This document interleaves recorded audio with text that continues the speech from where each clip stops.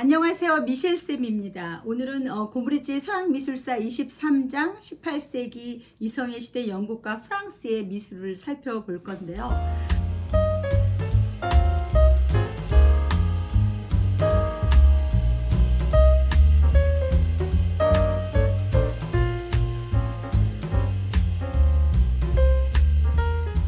어, 1700년대 그러니까 18세기는 유럽의 캐톨릭 국가에서 바로크 운동이 절정을 이뤘던 시기입니다.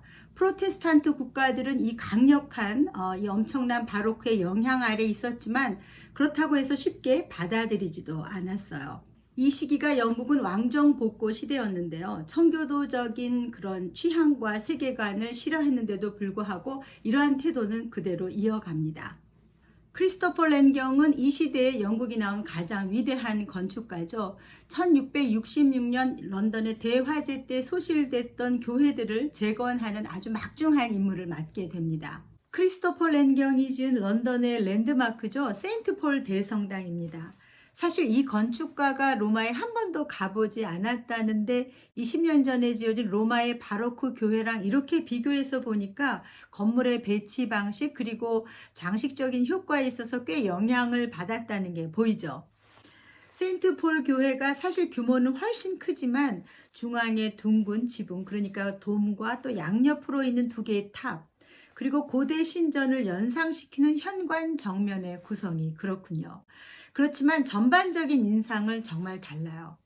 곡선이 없어서 그런지 운동감보다는 어떤 강인한 무게감 같은 게 느껴집니다.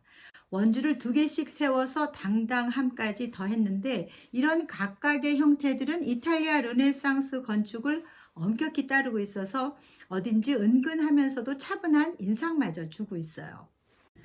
여기서 우리는 이성의 시대를 드러내는 몇 가지 키워드들을 잠깐 짚고 넘어갔으면 좋겠어요. 흔들리지 않는 당당함, 강인함, 차분하고 은근한 이런 종류의 형용사와 부사가 아닐까요? 랜경이 지은 런던의 세인트 스티븐 월브르 교회의 내부인데요. 프로테스탄트 교회가 캐톨릭 교회랑 얼마나 다른지 제대로 보여줍니다. 전체적으로는 간소하지만 엄숙한 공간이라는 생각이 들어요. 오직 예배에만 집중할 수 있도록 설계된 느낌이 드는데 교회의 본질이란 믿는 자들의 예배를 위한 장소여야 한다는 것이었습니다. 18세기 영국의 이상이 분명히 드러났던 것은 교회에 지어졌던 저택에서였는데요. 바로 취향의 척도가 이성의 척도를 드러낸다고 굳게 믿었던 것입니다. 바로크처럼 감정을 압도하기 위해서 화려한 치장을 드러냈던 그런 예술이 아니라 그야말로 고상한 취향을 드러내는 데 중점을 뒀어요. 말하자면 고전 건축의 규칙을 철저하게 따르는 것이었어요. 벌링턴 경이 설계하고 윌리엄 켄트가 장식한 런던의 치즈윅 저택입니다. 고대 신전의 정면 형태를 한 현관에 코린트식 기둥을 6개나 세워서 은근히 위엄을 드러나게 했어요. 벽면과 페디먼트에는 곡선 하나 없이 평평하고 단순하죠. 지붕에도 조각상도 없고 어디를 봐도 장식 하나 없는 게 고전 건축의 규칙을 엄격하게 따르고 있습니다. 이런 저택을 둘러싼 영국의 정원 풍경이 어땠을지 한번 생각해 볼까요? 영국 사람들은 정원이나 풍경이 일단은 그 자연의 아름다움을 반영해야 하고 또 미술가들의 눈을 사로잡는 그런 아름다움이 있어야 한다고 생각을 했습니다. 이른바 영국의 풍경 정원이라는 독특한 개념이 생겨나게 됩니다. 클로드 로랭이 한 세기 전에 그린 이 그림이 영국 사람들이 이상적으로 생각했던 아름다운 경치에 대한 기준이 되었던 거죠. 1741년부터 조성된 월트 셔주 스타워 헤드의 정원 풍경입니다. 클로드 로랭의 그림에서처럼 연못을 가로질러 그림 같은 다리가 놓였고 저 멀리에는 로마의 판테온을 본뜬 로툰다 별장 같은 건물이 보여요. 18세기 영국인들의 취향과 기질을 잘 드러냈습니다. 이 시대 영국 상류 사회는 영국의 화가들보다는 외국의 화가들을 선호했는데요. 이를테면 홀바인, 반다이크 아니면 또 이탈리아의 화가의 이름들이 들어간 그런 회화들입니다. 윌리엄 호가스는 이 시대에 우리가 꼭 기억해야 하는 영국의 화가인데요. 그는 이런 시대적인 분위기에 반감을 드러냈습니다. 그래서 새로운 양식의 그림을 만들어내서 영국 사람들의 관심을 끌어내려고 했어요. 그가 생각했던 것은 무엇보다도 청교도 전통이 깊었던 영국 사람들을 감동시키기 위해서는 예술이 어떤 분명한 목적을 담아야 한다고 생각했던 거죠. 그래서 선과악의 극명한 보상과 함께 교훈을 담은 일련의 그림을 기획했는데 그 가운데서 탕하의 편력은 방탕과 나태, 범죄와 죽음을 하나의 설교처럼 그려냈어요. 탕하의 편력 가운데 한 장면인 베들럼의 탕하입니다. 마치 한 편의 무언극을 보는 것 같죠. 마침내 빈털터리가 된 탕하는 베들럼 정신병원에서 인생을 마친다는 이야기인데요. 정말 온갖 기괴한 모습에 미친 사람들이 등장하는 섬뜩한 그림입니다. 독방에 갇혀서 괴로워하는 사람, 벽은 온통 낙서로 백치와 장님까지 그려져 있어요. 왕관을 쓴 과대망상증 환자도 보입니다. 왼쪽 구석에는 바이올린을 켜는 사람, 또 멍하니 우두커니 있는 사람도 보여요. 슬퍼해주는 하녀 외에는 아무도 거들떠 보지 않는 가운데 이 그림의 주인공이죠. 이 남자는 죽음의 순간을 맞이하고 그제서야 발의 족쇄가 풀어집니다. 탕화를 비우는 난쟁이의 그로테스크한 몸짓 뒤로는 두 여인이 등장해서는 아마도 화려했던 과거를 보여주는 듯 대조를 만들었는데요. 이 탕화의 죽음을 더 비극적으로 보이게 합니다. 탕하를 둘러싼 인물들의 그로테스크한 분위기에도 불구하고 사실 이 그림은 고전주의 전통을 고수했던 이탈리아 그림만큼이나 구성에 심혈을 기울였습니다. 윌리엄 호가스는 이탈리아 미술의 전통에 관한 지식에 누구보다도 자신만만했거든요. 조슈아 레이놀즈는 이 호가스로부터 한 세대가 지나서 등장한 화가인데요. 드디어 18세기 영국의 상류 사회를 만족시킬 수 있는 그림을 그렸습니다. 레이놀즈는 이탈리아를 여행하면서 르네상스의 위대한 화가들의 작품을 대면했는데 특히 라파엘로의 소묘 그리고 티치아노의 채색을 집중적으로 연구했죠. 레이놀즈는 화가로서도 큰 성공을 이뤄냈고 로열 아카데미 그러니까 영국 왕립미술원의 초대 원장으로 추대되기도 합니다. 그는 여기에서 이른바 아카데믹한 이론들을 세워서 예술에 있어서 과거의 그 권위 있는 모델이죠. 기준 같은 것들이 얼마나 중요한지를 설파합니다. 그는 역사화야말로 가장 중요한 회화라는 데는 이견이 없었는데요. 그렇지만 영국 상류 사회가 요구했던 미술이 초상화였다는 것도 간과하지 않습니다.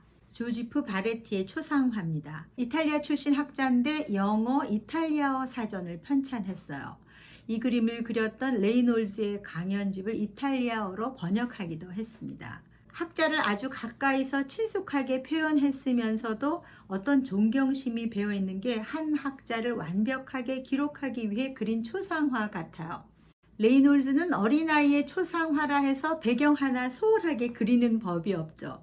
초상화 이상의 것을 만들어냈는데 강아지를 안고 있는 이 어린아이가 강아지에게 드러내는 애정이 얼마나 진심 어린 것인지 생생하게 그려졌어요. 이 귀여운 여자아이의 성격을 표현하는데 어떤 우아한 매력이 잔잔하게 드러나는 것 같지 않나요?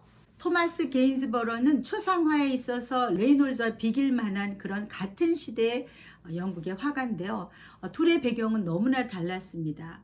그는 서포크주, 그러니까 시골 출신으로 또 독학으로 화가가 되었어요.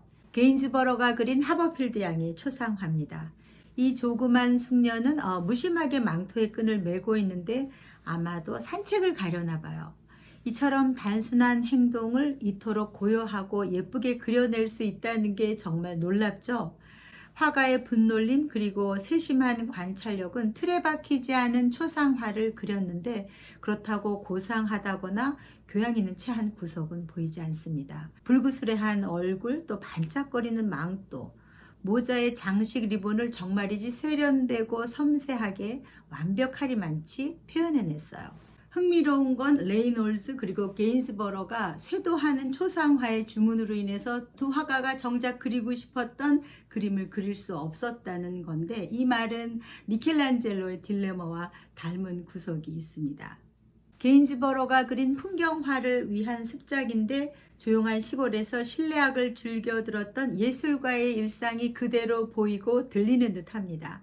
시골 풍경 속의 나무들 그리고 언덕들을 자연스럽게 배열해서 사실 이 소묘는 자연을 직접 묘사한 게 아니라 풍경 정원의 시대 취향을 보여주기 위한 일종의 풍경 구성이라고 할 수 있어요. 18세기에 살았던 유럽 사람들은 이성의 시대 정신이 영국의 제도 그리고 영국 사람들의 취향에서 드러난다고 생각했어요. 그래서 영국 사람들을 동경하고 갈망합니다. 프랑스에서도 귀족만을 위한 미술은 시들해지기 시작합니다. 화가들은 보통 사람들의 평범한 일상에 눈을 돌리기 시작했고 그 이야기에서 어떤 감동을 끌어내려고 합니다. 장 바프티스트 시메옹 샤르댕은 이 시대의 가장 유명한 프랑스의 화가인데요. 일상의 진지한 순간을 놓치지 않았습니다. 이 매력적인 그림은 아이들의 엄마 같아 보이는 이 여인이 식탁에 음식을 준비하면서 아이들을 바라보고 마치 감사 기도를 독려하는 듯한 소박한 장면을 보여줍니다. 고요하면서도 차분한 색채는 평범한 사람들의 평온한 일상에서 어떤 시정을 발견하게 했어요. 이러한 색채와 깊이 있는 화면 구성은 이 미술가를 18세기에 가장 사랑을 받은 화가로 만들었죠. 장 앙투안 우동은 이 시대의 가장 위대한 프랑스의 조각가입니다. 그가 만들어낸 흉상들은 100여 년 전 베르니니가 시작했던 전통들을 이어갔어요. 위대한 이성의 수호자 볼테르의 대리석 흉상입니다. 50cm가 조금 넘는 크기니까 실물 크기라고 볼 수도 있겠네요. 얼굴에서 드러나는 날카로운 기지 그리고 지적인 통찰력 너머로 한 위대한 작가이자 사상가의 깊은 동정심 혹은 연민 같은 것들도 읽혀집니다. 장 오노레 프라고나르의 소묘인데요. 로마 근교 티볼리에 있는 그 유명한 에스테 별장의 정원을 그렸어요. 종이의 붉은색 분필을 사용해서 눈에 들어오는 풍경에 놀라운 효과를 불어넣었습니다. 특히 사이프러스 나무들을 강렬하고 인상적으로 표현했어요. 화가는 실제로 눈앞에서 펼쳐지는 풍경에서 어떻게 이토록 장엄하고 매혹적인 순간을 발견하고 표현해냈는지 기가 막히죠. 오늘 매트의 미술은 18세기 이성의 시대 프랑스의 미술이 전시된 공간이죠. 유러피안 갤러리 634를 찾아갑니다. 이른바 Age of Revolution, 혁명의 시대라 불리는 18세기는 정치, 경제, 사회 그리고 종교적으로 대격변의 시대를 맞이합니다. 1775년에 시작된 미국 혁명 그리고 1789년에 프랑스 대혁명까지 이 갤러리에 전시되어 있는 미술들은 이런 역사적인 큰 맥락 안에서 서로 연결되어 있어요. 특히 자크 루이 다비드가 그린 소크라테스의 죽음 그리고 그 양옆으로 장 앙투안 우동이 제작한 볼테르와 디드로의 흉상을 나란히 놓아서 어떻게 이 혁명의 시대가 가능했는지 보여줍니다. 갤러리라는 공간을 단지 벽에 걸려있는 작품 하나 달랑 보고 스쳐 지나가지 말아야 하는 이유죠. 역사라는 맥락이 없이 미술을 보고 감상한다는 것은 어쩌면 미술가가 의도했던 많은 부분들을 놓친다는 것일지도 모릅니다. 그저 스쳐 지나갈 뿐인 거죠. 조각가 장 앙투안 우동은 프랑스 계몽주의를 이끌었고 또 프랑스 대혁명의 초석을 읽었던 위대한 두 작가죠. 볼테르와 디드로의 흉상을 제작합니다. 이 흉상은 1778년 볼테르가 죽기 바로 몇 달 전 짧은 시간에 제작했어요. 앞에서 살펴봤던 볼테르의 흉상이 1781년 볼테르 사후 3년 뒤에 만들었으니까 매티의 이 흉상과 비교를 해보면 조각가가 시간을 더 들여서 특히 머리 부분을 다듬고 의상까지 제대로 갖춘 모습으로 조각을 했다면 매티에 소장된 이 흉상은 죽음을 몇 달 앞둔 늙고 쇠약해진 사상가를 표현했는데요. 냉소적인 표정을 이토록 간결하면서도 생생하게 살려냈다는 게 정말 놀랍습니다. 담은 얇은 입술에서부터 깊은 생각에 잠긴 듯 어딘가 응시하는 눈동자, 특히 머리 골격을 강조했는데요. 이렇게 군더더기 없이 간결하게 표현해낸 이런 방식이야말로 볼테르의 신념을 더욱 강렬하게 드러냈어요. 조각가는 18세기 계몽주의 사상가를 고대 로마 시대의 철학자의 흉상처럼 만들고 싶었습니다. 장 앙투안 우동이 1773년 만든 프랑스 철학자 디드로의 흉상입니다. 디드로는 장르홍 당베르와 함께 백과사전을 편찬했는데 꼬박 20여 년의 시간을 보냈죠. 그의 얼굴은 방대한 백과사전을 대성한 한 지식인의 집념이랄까요? 활기찬 생명력으로 빛을 발합니다. 사실 이 갤러리에서 가장 많은 관람객들이 머무는 그림은 자크 루이 다비드가 그린 소크라테스의 죽음인데요. 이 그림은 1789년 프랑스 대혁명이 발발하기 2년 전이었던 1787년에 그려졌는데요. 혁명의 정치적, 사회적 명분을 정당화하는 완벽한 구성을 갖췄다고 볼 수 있어요. 자크 루이 다비드는 불의한 혹은 부조리한 권력에 맞서는 고전시대의 이야기를 끌어왔어요. 그리스의 위대한 철학자 소크라테스가 아테네 법정에서 온갖 회유책에도 굴하지 않고 자기 신념을 기꺼이 죽음으로 맞이하는 생의 마지막 순간이죠. 아이러니하게도 그의 정신과 영혼은 마치 영원하리라 의심하지 않으며 독배의 손을 가져갑니다. 사람들은 왜 이 그림 앞에 머무는 걸까요? 저는 매트에 갈 때마다 굳이 이 그림을 찾아가는데 왜 그런 걸까요? 먼저 소크라테스의 죽음이라는 제목이 사람들의 시선을 끌어당깁니다. 그런데 이런 제목에도 불구하고 이 그림은 한눈에 보아도 정말 아름답고 우아합니다. 특히 인체의 비례와 그 인체를 감싼 옷들의 색채는 기가 막히게 이 드라마의 긴장을 조절했는데요. 독배를 건네는 이 젊은이가 걸친 붉은 색채감은 더할 수 없이 아름다운 레드입니다. 손가락을 치켜든 한치의 흔들림 없는 소크라테스, 그리고 그를 제외한 나머지 사람들, 그러니까 그의 제자들로 보이는 사람들은 저마다 탄식하며 어쩔 줄 몰라 하죠. 체념한 듯 아예 돌아앉은 플라톤, 또 차마 이 순간을 마주하지 못하는 사람들, 저 멀리 계단을 오르는 사람 가운데서는 한 사람이 마지막 인사를 고합니다.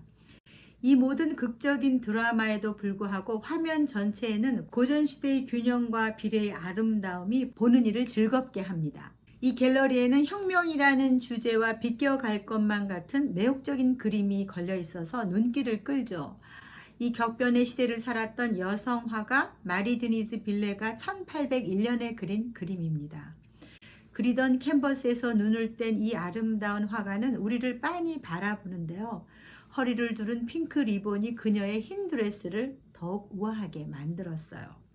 그런가 하면 깨진 창 너머로 희미하게 연인들도 보이는데 아마도 혁명의 소용돌이 한가운데 있는 사람들을 표현하려고 했던 걸까요?